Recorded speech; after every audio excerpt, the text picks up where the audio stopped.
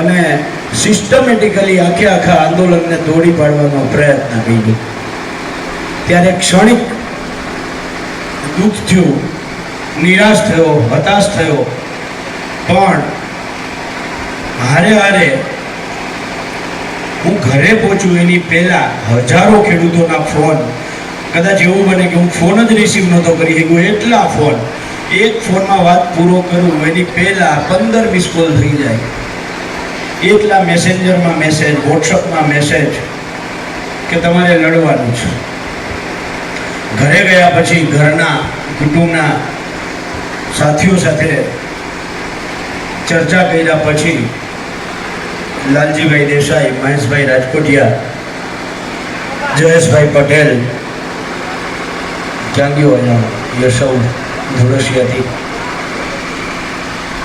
આ યશવ ને શક્તિભાઈ ને આ હરિભાઈ ને પરેશ ને આજે યુવાનો જેને અમે તૈયાર કર્યા છે, નાથાભાઈ, આવા યુવાનો સાથે પણ ચર્ચા કરી અને કહ્યું કે જો આપણે નહીં લડીએ તો કોણ લડશે? અને હવનમાં હાડકા એ સતયુગ હોય, દ્વાપર હોય કે કલિયુગ હોય, બધા જ યુગમાં હવનમાં હાડકા નાખવા વાળા તો હતા જ, પણ એના કારણે હવન કોઈ દી અટકા નથી. એટલે આપણે લડાઈ મૂકવાની થતી નથી. અને અમે બધાએ નક્કી કર્યું કે વ્રજવાણીથી દ્વારકાધીશ જઈએ અને સરકારને સદબુદ્ધિ આપે અને આપણી જે માંગ છે એ માંગ મુજબ સરકાર પરિપત્ર કરે. સરકારે પરિપત્ર કરી દીધો. કેટલાક લોકો એમ કહે છે, અને ખાસ કરીને જે ગોદી મીડિયા છે એ લોકો તો એવું ચલાવે છે કે સરકારનો ઐતિહાસિક પરિપત્ર, સરકારનો ખેડૂતલક્ષી પરિપત્ર. મને આમાં આ ના સમજાણું, કારણ કે મારું કામ છે વીજળીના પ્રશ્ને આખા ગુજરાતમાં હું કે જયેશભાઈ પટેલ હોય, અમે ગુજરાતના ખેડૂતોને કાયદાથી માહિતગાર કરવાનું કામ કર્યું છે. વીજ લાઈનોમાં 67 મીટરનો કોરિડોર, 46 મીટરનો કોરિડોર, એની બહાર એક પગ પણ ન મુકાય આવું બોલતા ખેડૂતોને કરવાનું અમે કામ કર્યું છે. ત્યારે અમારી સવિશેષ જવાબદારી બને છે કે જે પરિપત્ર આવ્યો એને શું કામ નકારીએ છીએ, એને શું કામ ના પાડીએ છીએ કે આ પરિપત્ર ખોટો છે, ખેડૂત વિરોધી છે. આ સમજવું ખૂબ જરૂરી છે. અને તમે તમારા બધા પાસે વોટ્સઅપના માધ્યમથી પીડીએફમાં પરિપત્ર આવ્યો હશે, આવ્યો છે ને? એમાં તમારે સૌથી પહેલા નજર કરવાની તો થાંભલાનું જે છે એમાં 200% લખ્યું છે, અને જે કોરિડોર છે એમાં 200%નો ઉલ્લેખ નથી. જોયું તમે? તો અહીંયા શું કર્યું આપણે? એને કેવી રીતે તમે લેખો પછી? એટલે બહુ સિસ્ટમેટિકલી આખો પરિપત્ર થયો છે. આપણે માંગતા હતા માર્કેટ ભાવનું 4 ગણું વળતર આપો, અને માર્કેટ ભાવ નક્કી કોણ કરે? તો સરકાર અને ખેડૂત સાથે મળીને નક્કી કરે. કંપનીની એમાં ક્યાં જરૂર છે? સમજાય છે? આ કંપની છે, એને તો ધંધો કરવો છે, એને ધંધો કરવો છે, તો ધંધા કરવા વાળાને વચ્ચે અંદર નાખવાની ક્યાં જરૂર છે? સરકાર અને ખેડૂત જેની મિલકત છે એ અને મિલકતની જેને જવાબદારી છે રક્ષણ કરવાની સરકાર, આ બંને સાથે મળીને નક્કી કરે. તો સરકારે ઈરાદાપૂર્વક સિસ્ટમેટિકલી એમઆરસી બનાવી, જે માર્કેટ ભાવના 2 ગણા આપવાની વાત થઈ છે ને બેનો, સમજવા જેવું છે. એમાં સરકારે એમઆરસી બનાવી. એમઆરસી એટલે શું થાય? Market rate committee. હવે માર્કેટ રેટ કમિટી જે છે એમાં કોણ હોય? કે એક કંપની વેલ્યુઅર નક્કી કરે એ, એક કલેક્ટર વેલ્યુઅર નક્કી કરે એ, અને એક ખેડૂતના પ્રતિનિધિ નક્કી કરે એ. હવે જિલ્લામાં ખેડૂતના પ્રતિનિધિ તરીકે આવશે ભારતીય કિસાન સંઘ. આપણે કોઈ નહીં આવીએ, જે અસરગ્રસ્ત ખેડૂત છે એ નહીં આવે, કારણ કે અત્યાર સુધીમાં જેટલી સરકારની કમિટીઓ બની ને ખેડૂત લક્ષી, એ બધાયમાં ચા પાણી ગાંઠિયા ખાવા માટે ભારતીય કિસાન સંઘને રાખ્યું, કારણ કે ભાજપની જ સંસ્થા છે. માની લો કે એમાં આપણે કદાચ ખેડૂતને જગ્યા આપીએ, મેહુલ અમૃતિયાની જગ્યા આપે, પાલભાઈ આંબલિયાની જગ્યા આપે, પરેશ કાંબરિયાની જગ્યા આપે, યશવ પટેલને જગ્યા આપે, જયેશ પટેલને જગ્યા આપે. પણ આ સરકાર, આ કંપની અને આ ખેડૂત, આ ત્રણમાંથી બહુમતીમાં કોણ આવ્યું? હે? 3 જણાની કમિટીમાં બહુમતીમાં તો માસી બે ભાઈઓ આવ્યા. તો ભાવ તમારો નક્કી કેવી રીતે થાય? સમજાય છે? હું કામ પાલભાઈ વિરોધ કરે છે આ પરિપત્રનો, અથવા તો આ પદયાત્રા હું કામ ચાલુ રાખી છે, હું કામ લડીએ છીએ?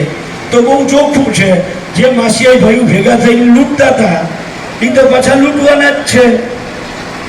પણ આના કરતા અઘરું હવે એ છે કે તમે કમિટીનો હિસ્સો છો. એણે માર્કેટ રેટ નક્કી કર્યું. જીતુભાઈ એમ કહેતા હતા ખેડૂત હવે કોર્ટમાં જઈ શકશે જો પોહાય નહીં તો કોર્ટમાં જાઓ ત્યારે કોર્ટ તમને એમ કે ડોહા તું તો માર્કેટ કમિટીનો હિસ્સો હતો. સમજાય છે? તમને અંદર સહભાગિતા આપી દીધી ભાવ નક્કી કરવાની, એટલે કોર્ટે તમને કાઢી મૂકશે. પેલા ગાંડા માણા તું એમાં ભાગીદાર હતો, હવે અહીંયા હું કામ આવ્યો છો?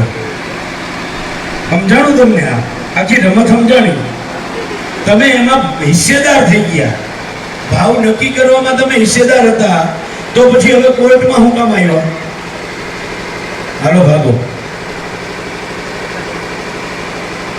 બહુ સિસ્ટમથી આખી આપણી સાથે આ પરિપત્રના નામે રમત થાય છે. અને એટલે અમે કહીએ છીએ કે આ ખેડૂત વિરોધી પરિપત્ર છે. એનાથી આગળ આ થાંભલો છે. આવો જોઈને થાંભલો, આ થાંભલો સરકારે એમ કહ્યું કે આ થાંભલાની 1 મીટર આ બાજુ, 1 મીટર આ બાજુ, 1 મીટર આ બાજુ, 1 મીટર આ બાજુ, ચારેય બાજુ થાંભલાની જે જગ્યા રોકાય એનાથી વધારે 1 મીટર અમે ખેડૂતને પૈસા આપશું. વાહ મારી ઉદાર ને દાતાર સરકાર, વાહ! 1 મીટર આપણને વધારે દઈ દેવાના છે. એની જગ્યાએ હરેશભાઈ બાનુગાર, એનું ખેતર હાઈવે ટચ છે, એને બિનખેતી કરવું છે. સમજો, એ બિનખેતીમાં મૂકે એટલે સરકાર એમ કે આ થાંભલાથી આ બાજુ 10 મીટર મૂકી દે અને આ બાજુ 10 મીટર મૂકી દે. એટલે ડોહા, તું જ્યારે અમને પૈસા કંપની પાસેથી આપવાના હોય ત્યારે 1 મીટરના આપશો, અને આ કંપનીને ધંધો કરવો છે એના થાંભલાના રક્ષણ માટે અમારી પાસે બે બાજુ 10-10 મીટર મુકાવું છો. સમજાય છે? કંપનીને કે અમને 10-10 મીટર બે બાજુ ચારે બાજુ આપે વધારે. એનાથી આગળ આ કોરિડોર જ્યાં નીકળશે, આ કોરિડોર દાખલા તરીકે આ તાર નીકળે છે, આ 67 મીટર, આમ બે બાજુ 67 મીટર, આ 765 કેવીની લાઈન છે, બે બાજુ 67 મીટરના પૈસા સરકાર તમને આપવાની છે. અને એ 67 મીટર જે આપવાની છે એ 30% તમને મળશે. એમાં ચોખવટ નથી કર્યા 200% કરવાના છે નથી કરવાના, નંબર 1. બીજું 30% મળશે. અને પાછું અહીંયાથી આગળ 15 કિલોમીટર જાઓ એટલે જામનગરની હદમાં જો આવે એમાં મહાનગરપાલિકા વિસ્તારમાં, તો અહીંયા 60% મળે. તો આવો ભેદભાવ ગામડાને શહેરને હું કામ? કારણ કે ગામડાવાળા ચૂંટણી આવે ને તે થોડાક અમારી વિરુદ્ધમાં જાય છે અને શહેર જઈ હટીને અમને મત દે છે. આ એક કારણ. બીજું કારણ એ, હાવ સાચું કહેજો, જામનગરની ચારેય બાજુના જેટલા ગામ છે એમાં જમીનો મોટા મોટા નેતાઓ સિવાય બીજા કોઈની છે? બધી જ જમીન કાં તો ઉદ્યોગપતિઓની છે અને કાં મોટા મોટા નેતાઓની છે. એટલે એને 60% આપવાના. અને આપણે તો અમુક દલીલ એવી કરે કે ભાઈ શું કહે, કોર્પોરેશનની જે જમીન આવે એ કિંમતી હોય. અરે ભાઈ, અમે ક્યાં ના પાડીએ છીએ, એ કિંમતી જ હોય, પણ એના માટે તમે કિંમત નક્કી કરવા માટે એમઆરસી બેહાડો જ છો. તમે મહાનગરપાલિકામાં એમઆરસી બેહાડવાના નથી એવું તો નથી. અહીંયા એમઆરસી બેહાડો છો ને અહીંયા મોટી બાણુગારમાં એમઆરસી બેહાડો છો, તો એ એમઆરસી મોટી બાણુગારની જમીનની કિંમત 10 લાખ નક્કી કરશે અને અહીંયા 10 કરોડ નક્કી કરશે. કિંમત તો નક્કી થઈ જ ગઈ છે, તો પછી અહીંયા 60% હું કરવાના, 30% હું કરવાના. એક આ ભેદભાવ. બીજું, આ કોરિડોરની ફરીથી પાછું હરેશભાઈને બિનખેતી કરાવવા મૂક્યું તો આ કોરિડોરની 10 મીટર આ બાજુ, 10 મીટર આ બાજુ, એટલે 66 metre plus 10 77 metre plus 10 87 metre વચ્ચેની જગ્યા મૂક્યા પછી એ બિનખેતી થાય. કાદા કે કંપનીના માટે નિયમો છે. તો તમારે સરકાર તો તમને 67 મીટર દેવાના છે અને એમાંય માર્કેટ ભાવના દેવાના છે અને એમાંય માર્કેટ ભાવના 30% જ દેવાના છે અને એમાં પાછું તમારે બિનખેતીમાં બે બાજુથી 10-10 મીટર સરકાર મૂકવાનો આદેશ કરે છે. નંબર 4, એ જ હરેશભાઈના જમીનમાં આ હજી થાંભલો ખુલ્યો નથી. હરેશભાઈ જમીન વેચવા કાઢી.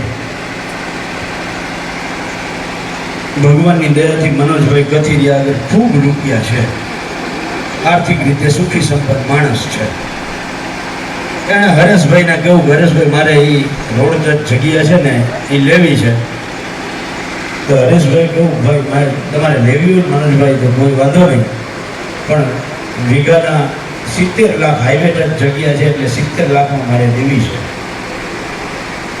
મનોજભાઈએ કહ્યું 65 સુધી રાખને, એટલે બેનો હોદો ફહકી ગયો. 5 લાખમાં ભેગું ના થયું. સમજો, ફહકી ગયો. પણ મહિના દિવસ પછી આ કંપનીનો એવું જાહેરનામું કે હરેશભાઈના ખેતરમાં થાંભલો આવવાનો છે. હરેશભાઈને ખબર પડી કે મહેશભાઈને ખબર નથી, એટલે મનોજભાઈને ખબર નથી, એની પહેલા મનોજભાઈને ભટકાવી દો.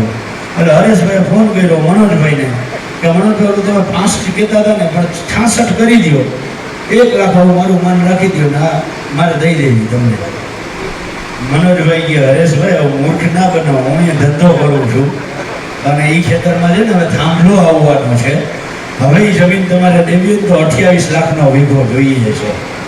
આવું જ થાય ને, થાંભલો આવે એટલે જમીનની કિંમત અડધા કરતાં ઓછી થઈ જાય તો આ ઘટતી કિંમતની વેલ્યુ અમને વળતર આ પરિપત્રમાં કેમ કોઈ ઉલ્લેખ નથી કર્યો? આ વેલ્યુ જે ઘટે છે અમારા જમીનની એની ક્યાંય કરતા કઈ ઉલ્લેખ કેમ નથી કર્યો તમે? નંબર 5, દર વર્ષે ગુજરાતમાં 100 ખેડૂતોને આ થાંભલાઓમાંથી તણખા જરવાના કારણે પાક હળગી ખાક થઈ જાય છે. થઈ જાય છે ને, આપણે બધા વિડીયો જોઈએ છે ને, ઘઉં આખા હળગે. ઓછામાં ઓછા 25 થી 30 ખેડૂતના દીકરા દીકરીઓ કે મજૂર મોતને ભેટે છે આ શોર્ટ સર્કિટ થવાના કારણે, તાર તૂટવાના કારણે. પણ તો ધંધો અદાણી ને અંબાણી કરે છે અને જોખમ અમારે લેવાનું. આ ધંધો 25 વર્ષ સુધી અમારા ખેતરમાં થાંભલો નાખીને અદાણીને અંબાણી કરવાના છે અને જોખમ અમારે લેવાનું. સરકાર તારે અદાણીને અંબાણીને કહેવું પડે કે જેટલા ખેડૂતોના ખેતરમાંથી લાઈન નીકળે છે ને એ તમામ ખેડૂત માટેની વીમા પોલિસી તું ઊભી કર. આ બધા જ ખેડૂતોનું તું પ્રીમિયમ ભર અને જો આવી ઘટના બને અને પાક હળગીને ખાક થઈ જાય તો ઓછામાં ઓછા 10 લાખ તો આપવા જ પડશે ખેડૂતને. અને જો કોઈનો જુવાન દીકરો દીકરી કાયમી ખોનખાપ પણ થાય, મૃત્યુ પામે તો એવા પરિવારને 15 કરોડ રૂપિયા આપવા માટેનો વીમા માટેની પોલિસી તારે ભરવી પડશે. એનું પ્રીમિયમ તારે કંપની ભરવું પડશે. અને આ કરે, સમજો સરકાર આવો નિયમ લઈ આવે તો આ કંપનીઓએ જે નફો કરે છે ને એના 0.0001% પણ ખર્ચ કરવાનો નથી. સમજાય છે? 0.000 એટલે પોઈન્ટ પછી 3 મીંડા અને 1 આટલો એક ખર્ચ આપણા જોખમ સામેની પોલિસી માટે આ કંપનીઓએ કરવાનો નથી. તો સરકારને પેટમાં શું દુખે છે? આટલો તો એના પર ખર્ચો કરાવવો. આપણે તો કાયમી જોખમમાંથી બચીએ, આપણે પૈસા નથી જોતા. માની લો કે આપણે આ મજૂર કામ કરે છે, એનો દીકરો કે દીકરી એમાં ભોગ બને. આપણે ગરીબ ખેડૂત છે, 2 વીઘા 2.5 વીઘા જેના આગળ જમીન છે અને એનો દીકરો કે દીકરી કે પોતે ઘરનો મોભી આમાં ભોગ બને તો એ પરિવાર માટે કાયમી જીવન નિર્વાહનું એક સાધન થઈ જાય. જેમાં કંપનીને 15 કરોડ આપવામાં ક્યાં ખજૂરાનો એક તાટીઓ રૂપિયા તો ઘેર પડેલો છે. પણ આ સરકાર આવું નથી કરતી અને એટલે દ્વારકાથી નીકળી અને આ પદયાત્રાને અમે કન્ટિન્યુ હળંગ જે ચાલુ રાખી છે. આપ સૌને આગ્રહ છે કે આપ સૌ આ પદયાત્રામાં જોડાઓ. વ્રજવાણીથી આ પદયાત્રા ભગવાન આ શક્તિભાઈએ કહ્યું કદાચ પહેલી વખત એવું બન્યું કે દ્વારકાધીશની ધજા 500 કિલોમીટર દૂર જાય. સામાન્ય રીતે આપણે ધજા ચડાવવા જઈએ તો અહીંયા પટેલ સમાજની વાડી કે આહિર સમાજની વાડી, સતવારા સમાજની વાડી કે કોઈ ધર્મશાળામાં ધજાજીને લઈ આવીએ, ત્યાં પૂજા કરીએ અને ત્યાં હામયું કરીએ, ત્યાંથી પછી વાજતે ગાજતે આપણે ધજાજી ચડાવવા જઈએ. પહેલી વખત એવું કહ્યું 500 કિલોમીટર દૂર ધજાજી ગયા. વ્રજવાણી અહીંયા કૃષ્ણ ભગવાન સાથેનો જે નાતો છે વિસ્તારમાં, ત્યાંથી પૂજા અર્ચન થયું અને ત્યાંથી મારી માવડીઓ, બહેનો, દીકરીઓ, ભાભલાઓ, યુવાનો નાચતા ઝૂમતા ધજાજીના માથે લઈ અને નીકળ્યા છે અને ગાડિયા ઠાકરને વિનંતી કરવા જાય છે કે હે ગાડિયા ઠાકર, તારા મોટા ભાઈ હળધારી બળદેવ સમજતો અમે બળદેવ છીએ અને તારો સખો સુદામા સમજતો અમે સુદામા છીએ.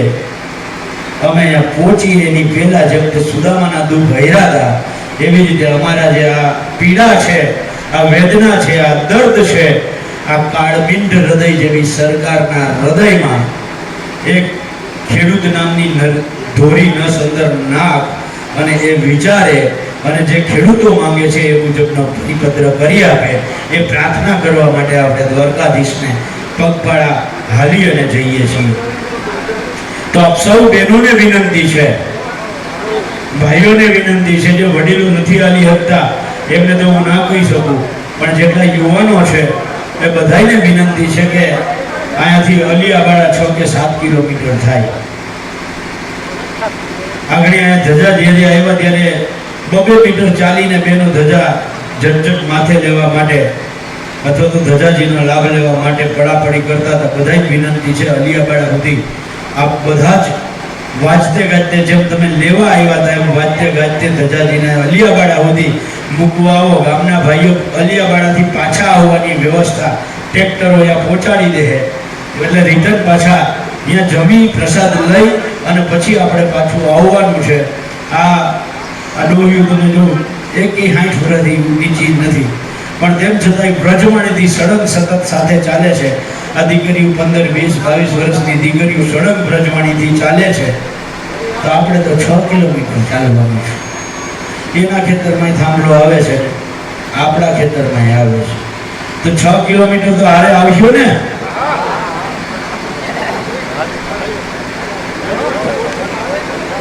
જેટલાથી અવાય એટલા આવો. આમાં કોઈને ફરજ